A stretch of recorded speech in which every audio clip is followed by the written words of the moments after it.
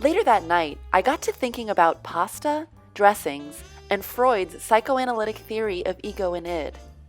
After Samanda's caprese competition dinner party disaster, I couldn't help but wonder, does adding basil to anything make it pesto?